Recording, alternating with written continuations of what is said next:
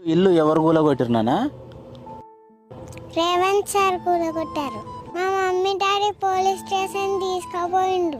ఆ, అప్పుడు మేము ఏడుస్తే కూడా ఉమ్, వదిలేరు. వదలే. ఆ. మరి స్కూల్లో ఏమంటారు, మీ టీచర్లు ఏమంటారు? నీ బుక్స్ లేవని అన్నారా? అడిగిర్రా నేను? మా టీచర్ వాళ్ళు కాల్ చేసి ఎందుకు స్కూల్ రాలేరు అంటుండ్రు. నువ్వేం చెప్పినావు? నా బుక్స్ అని పోయినా అని చెప్పిన. ఎట్లా పోయినా అని అడిగిందా మీ టీచర్? నువ్వేం చెప్పినావు?